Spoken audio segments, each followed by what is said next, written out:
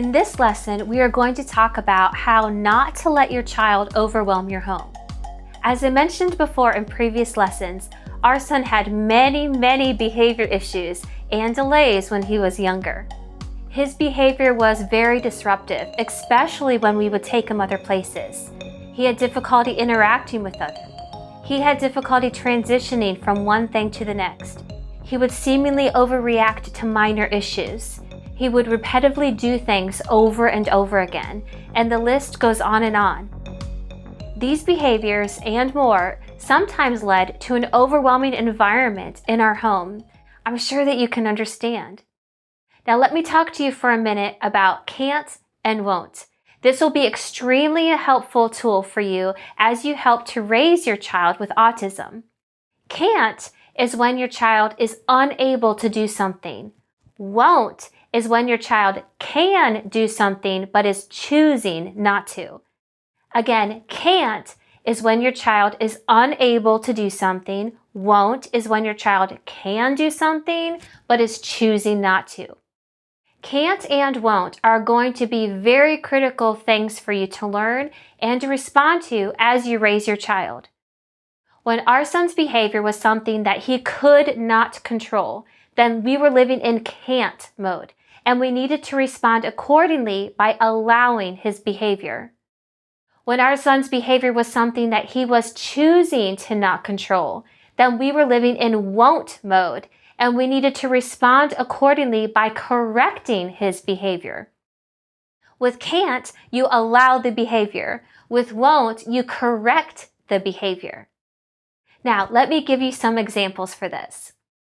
Sometimes we take our son to a location that was very overwhelming to him. Sometimes places had way too much stimulation. They were too loud, too smelly, too much, in a lot of ways. In these circumstances, our son was in can't mode. He could not control his behaviors or actions in this setting, so we allowed his behavior and responded accordingly by leaving as soon as possible. Another example of can't is that our son could not leave our house again if he had already been out of the house a lot that day.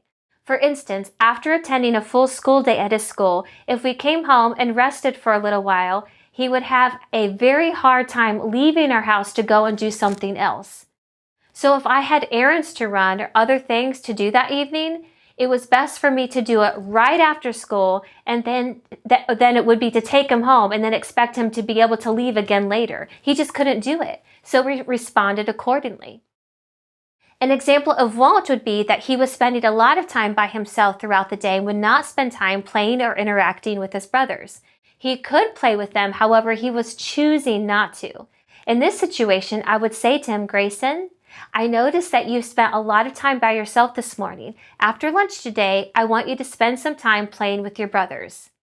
I gave him a clear direction with an expectation that he was going to follow through on what I asked him to do. I didn't ask him if he wanted to do it. I told him he was going to do it. I did this because it was what was best for him, and he was not going to choose to do it on his own, so we responded by making the choice for him.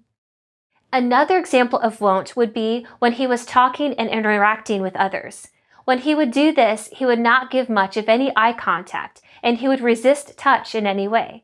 We did not correct his behavior much when we were outside of our home, but when he was with other people. However, we did correct his behavior in our home when he was with us. Our son could give us eye contact and could allow us to give him loving hugs. He just did not like to, and it was difficult for him. So we would respond by saying to him again, Grayson, I'm talking to you right now, and I need you to look at me in the eyes when I'm talking to you. Or Grayson, I asked you a question, and when you answer it, I need you to look me in the eyes when you answer the question so that you can see that I'm listening to you. Also, our son did not initiate hugs or touch in any way. So when he was younger, we would say to him, Grayson, I'm going to give you a hug now because this is my way of showing you that I love you. It's not that he couldn't give hugs. It's just that he didn't want to give hugs. All of this training led us to having a kid who now, number one, spends time with his brothers a little bit every day, even when he doesn't want to, because he fully understands that they want to spend time with him and that they value their relationship with him. Number 2, he looks at us in the eye every time we talk to him, and he looks at us when he is talking to us. All of these expectations in our home have also led him to doing this with others when he is outside of our home as well. And number 3, every morning when he first wakes up on his own, he comes and gives my husband and I a hug. He also does it every night before he goes to bed. He's now 18 years old and he still does this.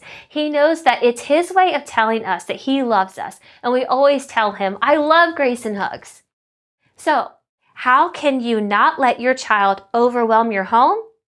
Know the difference between can't and won't, and respond accordingly. What behaviors do you need to allow because your child can't change them?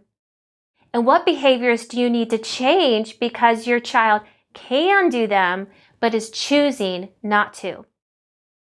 If they just won't, but they can, then you need to respond accordingly and work on changing that behavior. You are the parent. Train your child for the future that you know will be what's best for them. Temple Grandin is probably the most famous adult with autism. If you follow her on social media or go see her talk in person, which my husband and I did a few years ago, she talks a lot about not allowing behaviors that can be changed. She talks about setting high expectations and letting your child be pushed to do things that can seem uncomfortable.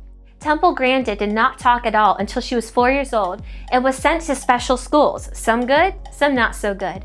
But she praises her mother for what she did for her when she was growing up. Temple Grandin's mother did not accept behaviors that could be changed. She accepted Temple for who she was. However, she always pushed her to do more. Temple Grandin is not only famous for her autism, but has been highly successful in the areas of science and animal behaviors. She is really awesome. So, how awesome can your child be? Pretty awesome. However, don't let your child live in the won't. Let your child live in the can't. Stop and think right now. What behaviors can't your child do that you need to accept? And what behaviors won't your child do that you need to help change?